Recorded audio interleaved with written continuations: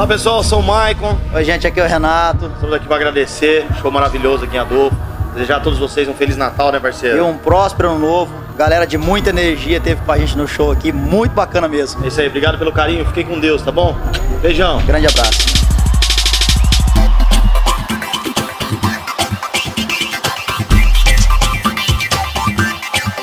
Mãos para o alto, novinha, mãos para o alto, novinha. Maicon e Renato, vai curtir? Bastante. Boa festa pra vocês. Mãos para o alto, novinha, mãos para o alto, novinha. O Maicon e Renato resolveu te prender. Mãos para o alto. É com grande alegria e satisfação que eu e o João Batista estamos dando esse presente pra vocês.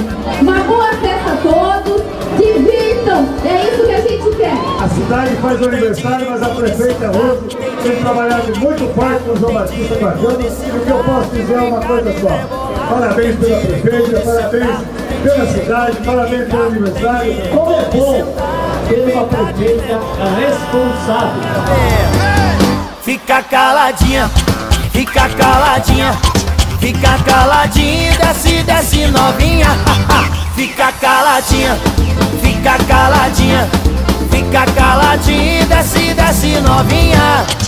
Mãos para o alto, novinha. Maicon e Renato, hoje promete. Maravilhoso! Você assistiu o show deles? Já prestigiei vários eventos, muito bom. Boa festa, bom divertimento. Muito obrigada, um beijo. E Renato resolveu te prender. Na palma da mão, vem, vem, vem, vem. Edmilson, prefeito da bonita Esteban de Fácil, a Patrícia, primeira dama. Estou participando aqui porque eu acredito no trabalho dela.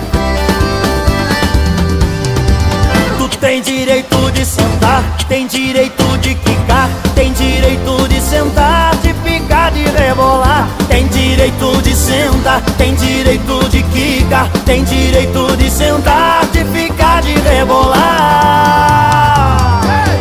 Fica caladinha, fica caladinha, fica caladinha, desce, desce novinha. Fica caladinha, fica caladinha, fica caladinha, desce, desce novinha. Mãos para o alto. E agradecer também a prefeita, agradecer esses deputados que estão aqui na nossa cidade prestigiando.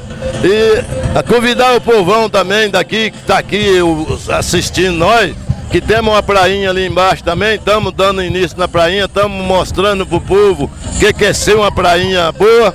Então o que a gente quer é isso aí. E agradecer a prefeito, o vice-prefeito e as autoridades da cidade. E muito obrigado, Zé da Loja.